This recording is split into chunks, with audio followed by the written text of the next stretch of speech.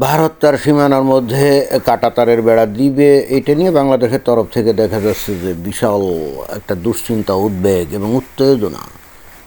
এটা কিন্তু আমারও একটা ছিল, প্রশ্ন ছিল যে ভারত যদি তাদের নিজস্ব জমির মধ্যে, নিজস্ব সীমানার মধ্যে বেড়া দেয় বা যা ইচ্ছে খুশি করে, তাতে বাংলাদেশের সমস্যা কী?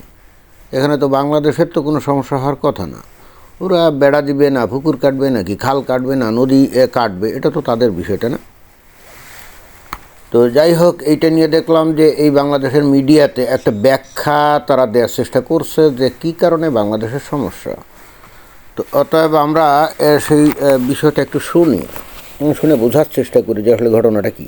তার দিয়ে বাংলাদেশের মতো দেশকে এখন ডর দেখানোর মতো কোনো জায়গা নেই। খুবই ভালো কথা। তো তাই যদি হয় যে কাটা তার দিয়ে বাংলাদেশকে আর ডর দেখানো যাচ্ছে না, তাহলে এটা নিয়ে বাংলাদেশে এত উত্তেজনা কেন, বা আপনারা এত কথাবার্তা কী কারণে বলছেন, বা বিভিন্ন অ্যাঙ্গেল থেকে তো আমরা এই বিষয়টা নিয়ে খুব উত্তেজনাপূর্ণ কথাবার্তা শুনছি, এবং একটা শ্রেণীর লোক তো রীতিমতো ভারতের বিরুদ্ধে জিহাদ ঘোষণা করেছে। তো এইটা কেন? ভারতের কেন্দ্রীয় সরকারের দীর্ঘদিনের পরিকল্পনা থাকলেও পশ্চিমবঙ্গ সরকারের আপত্তিতে যা আটকে ছিল, শুভেন্দু অধিকারী ক্ষমতা এসেই সেই বেড়া দেওয়ার কাজ সমাপ্ত করতে মরিয়া হয়ে উঠেছেন। এতদিন তৃণমূল কংগ্রেস ক্ষমতায় ছিল, মমতা ব্যানার্জি ক্ষমতায় ছিল, তার মনে হয় যে নিজস্ব কোনো এখানে ইন্টারেস্ট কাজ করতো, যে ওই বেড়াটাড়া যদি না দেওয়া হয় তাহলে তার মনে হয় যে রাজনৈতিকভাবে কোনো সুবিধা সুযোগ ছিল। এই জন্যই সে বস্তুত ওই রাজ্য সরকারের পক্ষ থেকে কেন্দ্রীয় সরকারকে জমির অনুমোদন দিত না।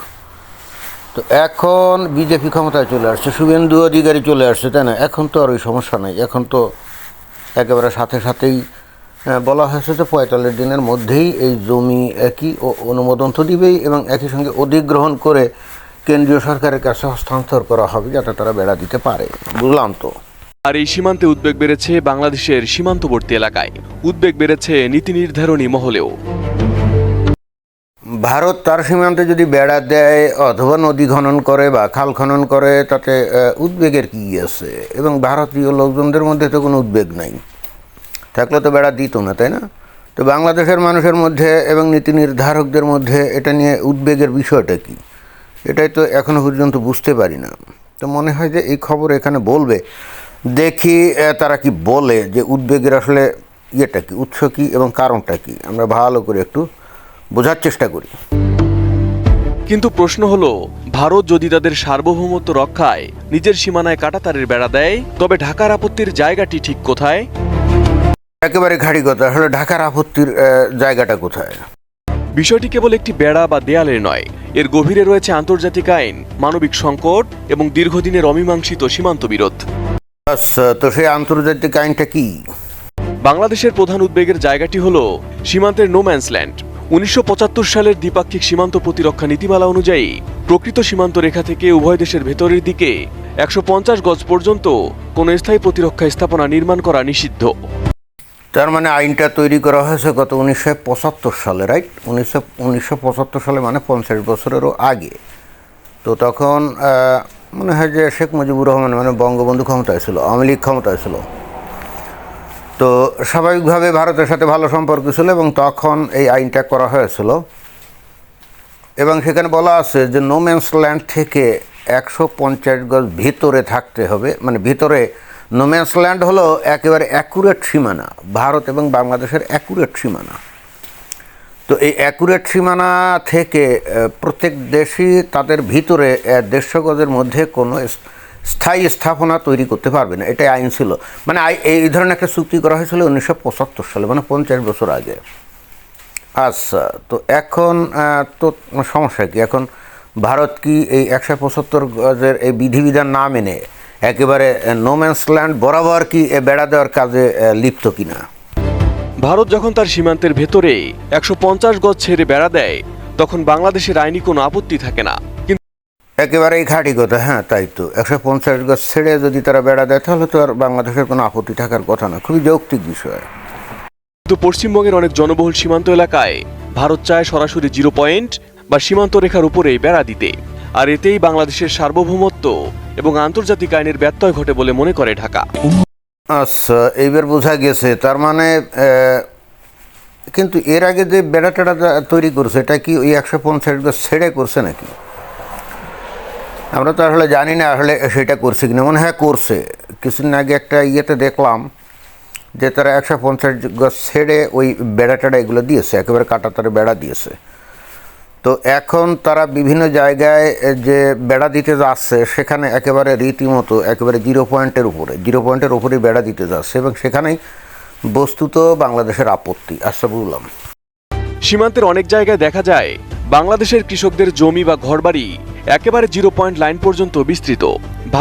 এইবার এসে এরা যে খবরটা পড়ছে না, এটা কিন্তু একটু পক্ষপাত দুষ্ট হচ্ছে। আরে তা তো বটেই, 0 লাইন বরাবর বাংলাদেশের অংশে বাংলাদেশের পাবলিকের জমিতে একেবারে 0 লাইন বরাবর থাকবে, অ্যাটাচড একেবারে সংলগ্ন থাকবে, এবং একইভাবে ভারতের লোকজনদেরও জমি তো ওই 0 লাইন বরাবর থাকবে, তাই না? এটা তো শুধুমাত্র বাংলাদেশের লোকজনের জমি ওই 0 লাইন বরাবর আছে তা তো না, এটা তো ভারতের লোকজনেরও তো জমি 0 লাইন বরাবর আছে। তো ভারত যদি 150 গজের নিয়ম না মেনে 0 লাইনে বেড়া দেয়, তবে অনেক বাংলাদেশি নাগরিক তাদের নিজেদের আবাদি জমি থেকে স্থায়ীভাবে বিচ্ছিন্ন হয়ে পড়ার ঝুঁকিতে পড়েন। এটা একটা উদ্ভট যুক্তি হয়ে গেল না? যদি 0 লাইন বরাবর বেড়াটা দেয় তাহলে তারও সহজ হয়ে গেল বাংলাদেশের পাবলিকের যাদের জমি ওই মানে সীমানা বরাবর আছে, 0 লাইন বরাবর আছে, একেবারে পার্মানেন্টলি ডিমার্কড হয়ে গেল না, মানে একেবারে স্থায়ীভাবে চিহ্নিত হয়ে গেল না। সেক্ষেত্রে তার ওখান থেকে বিচ্যুত হওয়ার সম্ভাবনা কী কারণে থাকবে? বাংলাদেশের কৃষক বা জমির মালিক যেমন তার পুরো জমিটা ভোগ দখল করার সুযোগ পাবে, ওই ভারতের অংশে সেখানে ভারতের লোকজনও তাদের যে জমি আছে সেটা স্থায়ীভাবে ভোগ দখল করার সুযোগ থাকবে। বরং যদি এই 150 গজ ভিতরে ভারতের যে নোম্যান্স ল্যান্ড থেকে যদি তারা বেড়াটা দেয়, তাহলে তো ভারতের লোকজন তো আরও জমি থেকে বিচ্যুত হয়ে যাবে বা জমি থেকে আসলে বঞ্চিত হয়ে যাবে। কারণ সেক্ষেত্রে ভারতের লোকজন তো অবাধে তাদের জমিতে আসতে পারবে না, কারণ তো ওই বেড়া অতিক্রম করে আসতে হবে না। আর বেড়া অতিক্রম করে আসতে গেলে ওই তাদের বিএসএফ যে সমস্ত জায়গায় বেড়ায় ওই যে আছে, ওই হয়তো গেট টেট আছে, সেই গেট দিয়ে আসতে হবে তাদের অনুমতি সাপেক্ষে, রাইট? তো তাই যদি হয় সেক্ষেত্রে তারা তো বিপন্ন হয়ে যাবে। এক্ষেত্রে বাংলাদেশের লোকজন যদি তাদের উপরে হামলে পড়ে তাহলে তো তাদের বাঁচার কোনো উপায় থাকবে না, কারণ তারা তো তাড়াতাড়ি ওই জিরো লাইন অতিক্রম করে তো ভারতে ঢুকতে পারবে না, কারণ সেখানে তো বেড়া, তাদেরকে ঢুকতে গেলে সেই গেট দিয়ে ঘুরে তারপরে যেতে হবে, তাই না?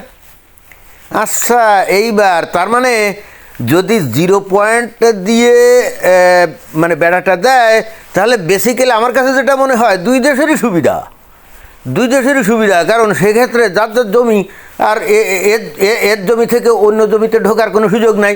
বাংলাদেশের লোকজনরা তার জমিতে থাকবে, ভারতের জমির মালিকরা তার জমিতে থাকবে, আর সহজ, তাই না?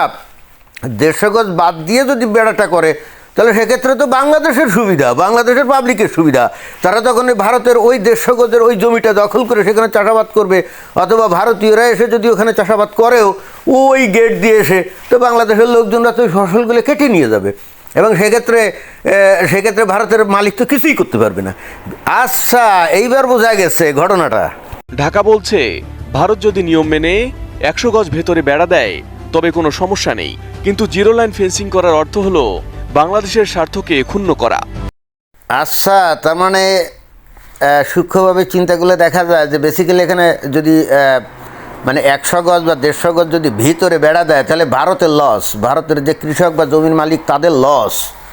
যদিও অফিসিয়ালি হয়তো জমিটা বাংলাদেশের হবে না, কিন্তু ভারতীয় নাগরিকরা এই ফেন্স, ওই যে বেড়া দেখা যাচ্ছে এখন, ওখান দিয়ে টপকে তো আর এই পাশে আসতে পারবে না। ওদের তো ওই মনে করেন যে 1 কিলোমিটার দূরে হয়তো গেট আছে, সেই গেট দিয়ে হয়তো এই পাশে আসতে হবে, তাই তো?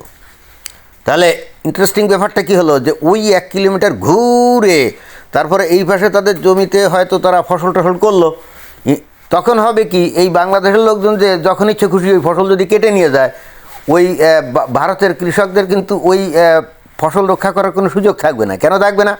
কারণ তাদেরকে থামাতে গেলে তো ওই গেট দিয়ে আসতে হবে, তারা তো বেড়া টেপকে এখানে আসতে পারবে না। এবার বুঝছেন, তার মানে এটা হলে বেসিক্যালি বাংলাদেশের সুবিধার জন্যে।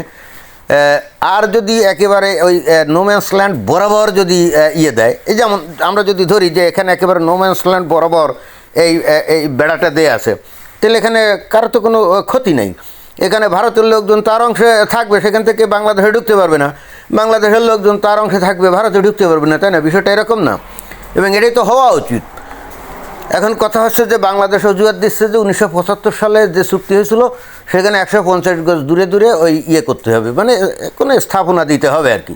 কিন্তু ইন্টারেস্টিং ব্যাপার হলো সেটা তো 50 বছর আগেকার চুক্তি, আর যখন এই চুক্তিগুলো হয় তখন তো ওই ভারত কোনো সময় ভাবে নাই যে বাংলাদেশের থেকে ব্যাপকভাবে অনুপ্রবেশ ভারতে মানে ঢুকবে, চোরাচালানিরা ঢুকবে, হিন্দুরা তো যাবেই, এমনকি মুসলমানেরাও ভারতের মধ্যে ঢুকে বসতি গাড়বে। কারণ সেই 50 বছর আগে ভারত আর বাংলাদেশের অর্থনৈতিক অবস্থা প্রায় একই রকম ছিল, অর্থাৎ ওই রকম অবস্থায় তো কেউ কোনো দেশের লোক আরেক দেশে ঢুকবে না, তাই না?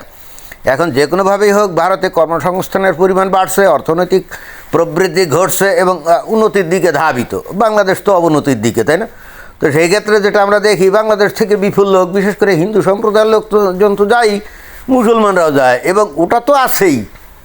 কিন্তু সবচেয়ে বেশি সমস্যা হয় এই সীমানা অঞ্চলে, এই যে ক্ষেত খামার করা এবং তার ফসল নেয়া, এখানে গরু বাছুর চড়ানো, এবং প্রতিনিয়ত এই বেড়া টেড়া যদি না থাকে তাহলে প্রতিনিয়ত কিন্তু ওই সীমানা টপকানোর একটা সমস্যা তৈরি হয়।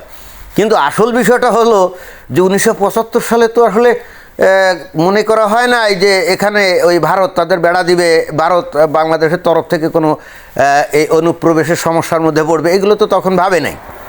এখন 50 বছর পার হয়ে গেছে, এখন তো ভারত এগুলো উপলব্ধি করছে, তাই না? ফলে এখন তারা যখন বেড়া দিতে যাইবে তো 50 বছর আগে 150 গজ দূর বা 100 গজ দূরে স্থাপনা দিতে হবে যদি চুক্তি থাকে, তো এতদিনে তো প্রেক্ষাপট চেঞ্জ হয়ে গেছে। আজকে কালকে যদি এই ধরনের কোনো চুক্তি হয় ধরা যাক, তাহলে কি ভারত মেনে নিবে, অথবা বাংলাদেশও কি মেনে নিবে যে আমরা 150 গজ দূরে আমরা স্থাপনা তৈরি করব? না, এটা এখন মেনে নিবে না। সেই 50 বছর আগে এটা কোনো সমস্যা ছিল না, কিন্তু এখন তো এটা একটা সমস্যা। আর সেক্ষেত্রে ভারত কী কারণে তার জমি ছেড়ে দিবে যেখানে নাকি বাংলাদেশের লোকজন গিয়ে সেটাতে ভোগ দখল করবে? অথবা বাংলাদেশও যদি এরকম বেড়া দিত, সেও কি এরকম এই দেশকে ছেড়ে দিত নাকি, যেটা নাকি ভারতের লোকজন এসে ভোগ দখল করতো না? সেটা তো করতো না। তাহলে এখন বোঝা গেছে সমস্যাটা কোথায়। বেসিক্যালি আমার কাছে যেটা মনে হয়েছে, বাংলাদেশ বস্তুত চাচ্ছে যে ওই সীমানার ওই 150 গজ অঞ্চল, অনেক জায়গা তো আপনি চিন্তা করে দেখেন না, মানে যে বিশাল সীমানা আছে, এই সীমানা বরাবর দিয়ে যদি আপনি 150 গজ দিয়ে যদি গুণ করেন তাহলে বিশাল বিশাল পরিমাণ জমি না? তো ভারত কি ওই জমি ছেড়ে দিবে নাকি? ওই জমি ছেড়ে দিয়ে যদি তারা ভিতরে বেড়া দেয় তাহলে তাদের বিরাট পরিমাণ জমি হারাতে হয় না? অফিসিয়ালি হয়তো হারাতে হয় না, কিন্তু ভোগ দখলের ক্ষেত্রে ওই জমিতে ভারতীয়রা কখনো এসে চাষাবাদ করতে পারবে না। কারণ ওই যে আসতে গেলে ওই অনেক দূর ঘুরে তারপর গেট দিয়ে আসতে হবে, এবং সেক্ষেত্রে তারা তাদের জমিতে ফসল করলে সেগুলো তারা রক্ষাও করতে পারবে না। বাংলাদেশের লোকজন সেগুলো ভোগ দখল মানে সেগুলো কেটে কুটে নিয়ে চলে আসবে। এখন ভারতের অথরিটি তো এটা বুঝতে পারছে, তাই না? যে কারণেই বস্তুত তারা এখন একেবারে সীমানা বরাবর 0 পয়েন্ট বরাবর তারা বেড়া দিবে। তো এতেও তো আসলে কারো কোনো ক্ষতি হয় না। বাংলাদেশ কেন মনে করছে যে এতে তাদের ক্ষতি হয়, এটা তো আমার মাথায় ঢুকছে না। তবে হ্যাঁ, ভারতের উচিত এই চুক্তি যেটা করছিল সেই 75 সালে সেটা সংশোধন করে নতুন করে চুক্তি করা, তাহলেই তো আমার মনে হয় যে সমস্যার সমাধান হয়ে যায়। তবে সেক্ষেত্রে বাংলাদেশ হয়তো বলবে যে আমরা এটা সমাধান মানে আমরা সংশোধন করতে চাই না। তো সেক্ষেত্রে জোরদার মূল্যুক্তার এই ফর্মুলাই তো আসবে, তাই না? মানে ভারতের জোর আছে, তাহলে ওরা তো সেটাই করবে, ওরা তো ওদের জায়গা ছাড়বে না। ওরা কি ওদের জায়গায় বাংলাদেশকে ছেড়ে দিবে নাকি? না, তা তো দিবে না। তো সেক্ষেত্রে বাংলাদেশ কী করতে পারে? এইবার বুঝছেন মূল সমস্যা। ধন্যবাদ।